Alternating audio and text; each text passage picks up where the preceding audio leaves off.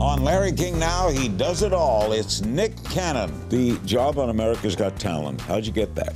First was Regis and then Jerry Springer. So I think they just kept getting younger until they got to me. Did you know Kevin Hart would make it big? No, I didn't. Honestly, I'm not gonna lie, because he's actually one of my best friends in life, and I didn't know myself or him would reach the levels that we've reached. We were literally young guys in the comedy club just, telling jokes for dinner. I've gotten a lot of responses like, well, by not voting, that's electing Trump.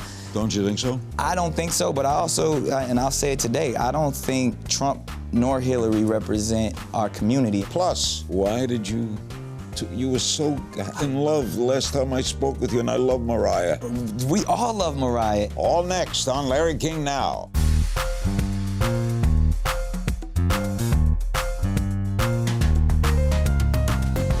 Welcome to Larry King Now, our special guest, Nick Cannon. Yes. He wears more hats than I can mention. Actor, host, comedian, producer, director, network head. Nick is the host of the NBC hit America's Got Talent, MTV's long-running Wild 'N Out, as well as Caught on Camera. Nick also serves as chairman and development consultant for Teen Nick, which is part of the Nickelodeon family. Wild 'N Out premieres August 4th at 10/9 Central on MTV. How do you do all you do? Man, to me, it's all one job. I get to wake up each morning and be creative, so that's my job. I don't really classify it in either form. What's special about Wild 'N Out? Oh man, it's improv comedy at its best. Always been a fan and a student of improv growing up, and from everything from Second City to Whose Line Is It Anyway? But I also saw very synonymous things in the world of hip-hop and poetry and being able to be impromptu and off the cuff. So I just kind of put the two worlds together of, all right, we're gonna do what we do when we rapping and we vibing in the studio. You get an improv subject and you rap to it? And we just go for it and we get it done. And then, we play the classic improv games as well. And I mean, it's been around for over a decade, hundreds or so episodes. So yeah. Are you the host or you do improv too? I do it all. I mean, I created it in a sense years ago where there was no true form. It's like, yo, let's just go for it. So I would just be talking directly to camera and say, all right, this is the next game we're gonna play. So I kind of, by default became the host. But it's just really a bunch of friends hanging out. And, you have everybody from Kevin Hart to Jay Leno has been on the show, and we just have a lot of fun. Did you know Kevin Hart would make it big? No, I didn't. Honestly, I'm not gonna lie, because he's actually one of my best friends in life, and I didn't know myself or him would reach the levels that we've reached. We were literally young guys in the comedy club just, telling jokes for dinner. Where? We everywhere out here, the Comedy Store, the Improv. Where are you from originally? Originally, I'm from San Diego, California. Moved around quite a bit to the East Coast and to North Carolina, but I was born in San Diego. Oh, you are surprised at Kevin's success? I'm pleasantly surprised, because we always had dreams, but I don't think myself or him thought we would reach this level. We just wanted to be the guys well-known comedians. That was really the goal. The job on America's Got Talent, how'd you get that? You know what? I was actually producing some content and had some business with NBC at the time, and they said, are you familiar with this show, America's Got Talent? I was like, yeah, I've seen it a couple of times. It's like, well, would you ever think about hosting? I was like, not really. I'm, too busy doing films. And, you weren't the first? Well, no. First was Regis and then Jerry Springer. So I think they just kept getting younger until they got to me. Well, I don't remember them. I only know you. Well, thank you. That says a lot. Yeah, but I came in season 3, and then it was like I made a deal. I was like, all right, if you pick up these shows that I'm producing, I'll host this for you. And actually, I had no idea how massive and how big it was going to be. It's unbelievable. So, quite grateful. It's so unbelievable. Tell me about Black Lives Matter. I don't understand why it's even controversial. Yeah. Shouldn't Black Lives Matter? Yeah, I don't know. I don't know why the hashtag and even sometimes the movement is taken in the wrong context of whether it's really a cry for help, ultimately. It's not saying other lives don't matter. Yeah, it's never saying that. I often use the reference of the save the whales. You know what I mean? It's like when we say save the whales, it's not like forget all the other fish. Kill the pelicans. Yeah. It's just, hey, the whales are in danger. We need to help them. Did you say that you will not vote until until I what? said, we made a strong statement at the RNC. I said, I ain't voting until Black Lives Matter. And I have many views on presidential politics when it comes to, I even did a spoken word piece that went viral called Too Broke to Vote, and really speaking to the community of saying, like, this is a disenfranchised community that actually isn't truly represented, especially in this two-party system with the two candidates there at the helm. So I'm saying, like, I'm not really interested in the pageantry. Local voting, understanding who our city council is, understanding the propositions and things that are going on, definitely supporting that. But when it comes to that pageantry, that political apathy, I'm not interested. But if blacks stay home, you're going to elect Trump. Nah, see, Larry, do you really think it works that way? I personally don't feel that, you know, because I've gotten a lot of responses where like, well, by not voting, that's electing Trump. Don't you think so? I don't think so, but I also, and I'll say it today, I don't think Trump nor Hillary represent our community. I mean, as we both know that the president is not constitutionally responsible for communities, and that's where the issue is. The issue falls with, you know, whether we want to talk about racism or capitalism, these are the problems. But a president can lead morality-wise. Yeah, that's exactly what they do. That's exactly what they do. And to me, neither candidate, the morality, not for me. I mean, at this point, because they haven't spoken directly to our community, I don't trust them. I don't feel like they speak to me or, you know, the millennial generation in a very sincere way. And I think my sentiments and how I feel is how a lot of people feel. A lot of people are really scared to say it. But, I mean, if we really and as someone who's in these communities daily, we really think by just, you know, every 4 years we run to the post office and check a box and things are going to change. That's not how it happens. So I actually really don't care who the president is, because I feel like I'm waking up every morning to better my community in whatever way possible, because it's going to be some hardships. It has been some hardships, and we're going to continue to push forward regardless of who's in office, because neither party is respecting our vote. And I'm not saying that I'm not going to vote. I'm saying I'm not going to allow you to take my vote for granted. I'm not just going to say. Yeah, convince me that, you know, I should vote for you, because right now I don't believe in either candidate. Our guest is Renaissance man Nick Cannon, who tells it like it is. We'll get his thoughts on the election as well after the break, and who he thinks is going to win. You can have an opinion on that. Gotta have we'll an be opinion right back. We're back with the talented and very busy Nick Cannon. Wild and Out will premiere August 4th at 10/9 Central on MTV. You play the lead role in Spike Lee's Chirac. Yeah. When Spike was here, he said that the south side of Chicago is more dangerous than Iraq. Yes. You buy that? The statistics do say so. I mean, the amount of lives that we continue to lose to this senseless violence in our own communities is heartbreaking. And again, it's about spreading that message so we can, you know, really invoke change in a real way.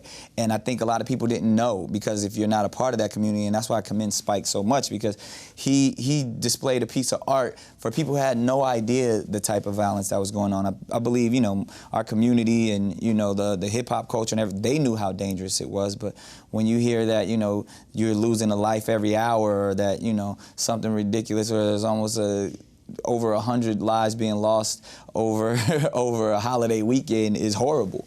And the fact that message is a little bit more well-known and prevalent right now, I could say Spike helped with that.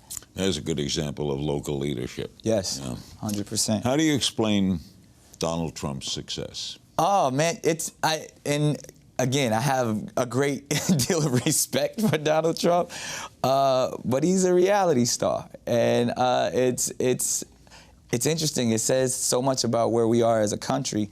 But to have someone to have this elitist mentality, who's had it for quite some time, never been apologetic about it at all. He'll tell you. There's buildings with his name on the side of it all over this country. So for him to act as if he's speaking for, you know, the little guy, the little guy in the everyday. He's good at it, right? But he's entertaining. I believe there's even a statement that he made, you know, a few years back that he said if he were to run for president, he's going to run for the, you know, with the Republican Party because all he has to do is repeat the Fox News rhetoric and they'll elect him. And I feel like, yo, that he told you guys what he was going to do. That's what he's doing. Would it be safe to say if Nick Cannon does vote, it would be for Hillary? Ooh. You can vote for yourself, right? You can write your name. You can write your You write my name. That I would vote for you. Okay. I say Black Lives Matter. There it is. You got my vote. We can be on the ticket together. The King Cannon. Give me the King Cannon ticket. My son's name is Cannon, first name. See, there it is. Give me a prediction. Who's going to win the election? Ooh. If I had to predict it, and again, because, you know, I'm somewhat of a conspiracy theorist, I'm definitely going to go with Hillary. Because I believe, and like I said, not to get too deep into my conspiracies, but I believe that it was designed for her to be our next president. They just put Trump up there to be like, yo, we got to find somebody worse than Hillary. Let's get the guy who's the host of The Apprentice. Do you think Obama will be remembered well? 100%. Man, I'm so proud of our president and this administration, and I believe, you know, he's caught a lot of flack because every president does. Sure. But their legacy is always told best once they're out of office. Of course. And he's done some tremendous things over these past 8 years that people are really going to respect and honor. He's also one of the great orators. Yes. Ever. Tremendous. Yeah. Even just on the simplest things, he'll come out and just give you quotes. Rolls up those sleeves. Yeah. So he's going to be remembered like as the best of at least my generation. Switching gears. Yes. You have said you're not afraid of death. That's my number one fear. Really? I embrace it. To not exist? That's to not exist on this earth. I believe in a spiritual realm, and I believe that, you know. You believe you go somewhere? Absolutely. I believe your spirit. I mean, based on what? Quantum particles. Quantum particles. Energy. Energy never dies. We all got to go somewhere.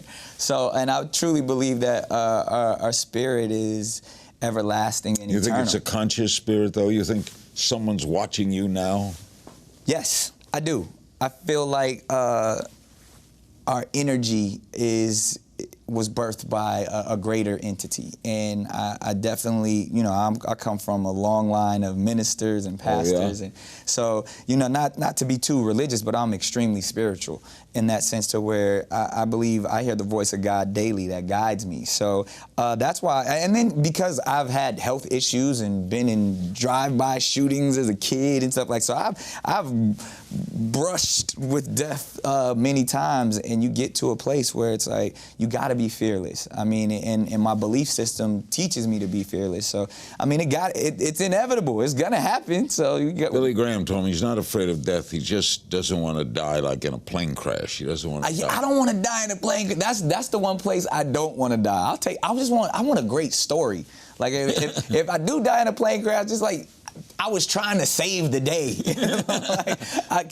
Nick Cannon was up there fighting with them. Yes, all of that. Like, because you're nothing without your stories, and that's how you leave your legacy. And that's why I believe, you know, the community is so important to me, because I want to make sure that, you know, my presence is felt even when I'm no longer here. So whether that's financially, whether that's through politically, whatever I can do to say, that's how I feel like people live eternally, because of what they did when they were here.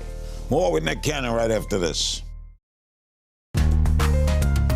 We're back with Nick Cannon. What is Teen Nick? Teen Nick is the teen division and teen network for Nickelodeon. I always tell people I've been a part of Viacom all my life. I got a Viacom tattoo on my back. And you're the president of it? The chairman. But I'll take president too. I kind of, since 2008, I've kind of been over there heading up the development and the marketing and the branding. Well, Spike Lee, your friend, has said, yes, it's easier to be president of the United States as a black person than to be head of a studio or a network. Hey, those are wise words from Dr. How do you like being head of a network? It's fun. I mean, again, at 28, I was the youngest television chairman, and to be able to jump in and take on a corporate job in the space that I've actually was birthed and was allowed to be creative I kind of fit the job. So we did a lot of cool things. We're continuing to do a lot of cool things. I got an opportunity to create an outstanding philanthropic award show called the Halo Awards for teenagers that are doing amazing things in their community. So it allows me to do so many things and speak to the millennials and the post-millennials. You think we're taking more steps toward more diversity? We're taking the steps. The voices are being heard. Again, I put the charge on a lot of the people that are in the position, not just the studio heads, but even people like myself who are producers who have the ability to create content. We have to step up and demand diversity, and that's nothing new. But as long as we do it, we're the ones. We're the voice. We're the storytellers. How many children do you have? 2 twins, 5 years old. Boy and a girl? Boy and a girl. Rock and Roll. Rocky and Roll. Who is their mother? Mariah Carey is their mother. Now, why did you were so in love the last time I spoke with you, and I love Mariah. We all love Mariah, and she's outstanding. And you know how some of these things are just, they don't work out in the way that you thought they were going to work out. And it was probably best for our family to remain a family first and foremost. Are you friendly? 100%. I mean, we speak every day. We talk about the children's schooling and, their behavior. Are they in L.A.? Right now they're on vacation. They're feeling the sun on a yacht in Europe somewhere, but they'll be back in a couple of days. What's it like having twins? Oh, man, it's a handful. We spend a lot of time in Chuck E. Cheese, but they're all over the place. But they have the most amazing personalities, and I know everyone says this about their children, but I really feel like my kids are geniuses. You get to see them a lot? Absolutely. It's interesting. I always say it's the time a father gets to spend with his kids when they're not with the mom is called visitation. But that's not the case with me. Like, to me, I'm there every day. How difficult was it for you to have a public breakup? It wasn't that difficult. It wasn't a scandal. It wasn't. Yeah, because it didn't have anything to do that was salacious or there was no bad blood whatsoever. Unfortunately, the thing that became the most difficult was the media just trying to find stuff and fabricate things. But even that didn't bother me because they do that every day. But if that ever starts to actually get into the relationship, that can then become a problem. But, Mariah and I were such on the same page that we almost really laughed at what everyone thought the problem was or the issue was because we were super solid. They were wrong a lot, aren't they? They're wrong the majority of the time. But, it's sad because, perception is reality in our world, and all you need is a big headline. And I was like, just because it's loud doesn't mean it's right. But, you get past it. That's the beauty of, this ADD generation and all of this constant information being thrown at us. They forget about it the next day. Does the talent on America's Got Talent sometimes shock you? Every single episode, I am shocked on America's Got Talent. The producers do a phenomenal job, and Americans come out in droves when we do these auditions doing so many things, and it's always unique. You're always going to find an outstanding singer, a remarkable dancer. And some crazy acts. But the crazies are the ones that I love. We got a 90-year-old stripper that's I hit the golden buzzer on because, who would have thought that would ever come through? But we see something different every year. Nick will answer your questions in our final segment, plus a little game of If You Only Knew. We'll be right back. Uh-oh. We're back with Nick Cannon. He's done a lot of things. Wild and Out will premiere August 4th at 10, 9 Central on MTV. We can play a little game of If You Only Knew. Uh-oh. I just throw some questions. Some improv. Let's do it, Larry. Who was your childhood celebrity crush? Mariah Carey. Secret talent? I can take my thumb off. See that? Oh, no. I'm Jewish. Don't do that. Who would you trade places with for a day? Ooh. Living? It had to be Barack Obama. Someone you're dying to work with. Ooh, dying to work with Kendrick Lamar. Something you regret. That I don't know what regret feels like. Guilty pleasure. Guilty pleasure. Candy. Fruity candy. What professional accomplishment are you most proud of? Professional accomplishment I'm most proud of, being the youngest staff writer in television history. What characteristic do you most value in other people? Honesty. Something you wish you were better at? The piccolo. Whoa, of all your gigs, I always wanted to try it. Maybe the flute. Of all your gigs, which is the hardest? Ooh, stand-up comedy. Best piece of advice you ever received? Take no one's advice. Something you long believed to be true and realized wasn't? Man, that question could get me in trouble. I know what you, land of the free, home of the brave. There it is. Tell me something people don't know about you. That I study 6 different martial arts. Wow. So you could kill someone. I mean, You could kill someone with your hands. I've been training since I was about 5 years old. You could kill someone with your hands. You could, don't laugh, you could kill. I mean, I'm nice with mine, Larry. Okay. We have some social media questions for you, naturally. Let's get to it. At Track Hockey tweets, who's your favorite judge on America's Got Talent? Ooh, it used to be Howard Stern, but he's no longer there. So in history, I would say Howard Stern is definitely my favorite judge. Because he was a good judge, wasn't he? Yeah, I love. He wasn't crazy. Yeah, but he was straight to the point. But he could get, especially in those long days, he can tell you like he'd make a 6-year-old cry in a minute. But currently, I would have to say Heidi. Not bad looking, huh? Yeah, best looking judge by far. Beth Hansman on Facebook. How are you feeling since your kidney ailment? I'm feeling well. What was wrong? In 2012, I was diagnosed with lupus nephritis after I had acute kidney failure. And from that point on, again, having a couple of brushes with death and spinning. Did you need dialysis? Because it was lupus, they went through a different process of how, they Are you cured okay me. now? I'm okay now. Lots of medication, unfortunately, but tons of water and, trying to do it the holistic way to where I can get to a place where, I don't need to be putting anything foreign into my body. But you're okay? Yeah, 100%. Best shape I've ever been in my life. Can't you see, Larry? Yeah, you look great. Are you wearing suspenders? Yeah, I did this for you. Hey, that's great, man. I'm honored. At Shellavi wants to know when you're going to do another movie. I have a film coming out this year that I directed, starred, and produced called King of the Dance Hall with myself. Whoopi Goldberg plays my mother, Lou Gossett Jr. It's going to be great, so you'll be seeing that this year. Paul Petsu, do you think Ryan Seacrest is your only competition? I don't even think he's my competition.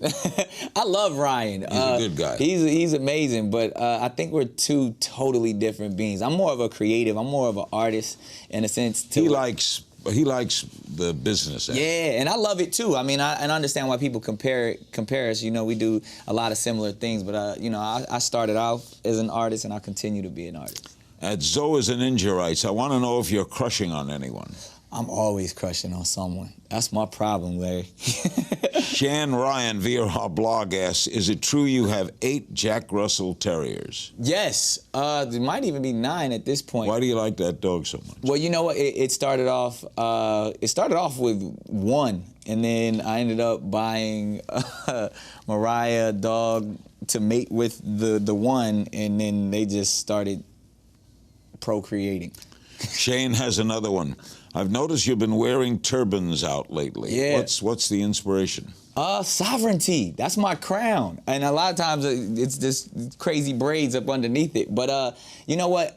When I speak to these communities, specifically these young men in these communities, I'm trying to recondition the mindsets and show people the value of our life and that we come from royalty. And, with the motherland and the birthplace being Africa of all existence, I kind of want to tap into that mindset for these young people. So that's what I do. I try to represent that. How do you feel emotionally when you see, and they capture it on video, a cop kill a guy who's unarmed, whether it's black or white? Yeah. The Staten Island guy was white. Yeah. How do you feel emotionally? It's heartbreaking, but as much as I attempt to live a fearless life, it's scary to know that can happen to you. And one bad apple spoils the bunch. Right, and to be able, you know, I believe this has been going on for years. It's just the fact that now we have cameras and media to display it, and the fact that sometimes there's no repercussions or, you know, actual criminal repercussions in the sense from our criminal justice system makes it even more scary, because man, if they feel like they can, even once we've shown you the video and there's still no indictment, and don't believe you lying eyes. yeah, it's like, okay, then now we're just giving them too much power. And again, I feel like we no longer have the value of life in itself. And, you know, a life is a life. We can scream Black Lives Matter, Blue Lives Matter, All Lives Matter. We all have a life. We all want to get home safely, and they're taking that right away from us. Something you haven't done in show business you'd like to do? Something I haven't done in show business I'd like to do. My goal, and I'm doing this, is to make an African epic.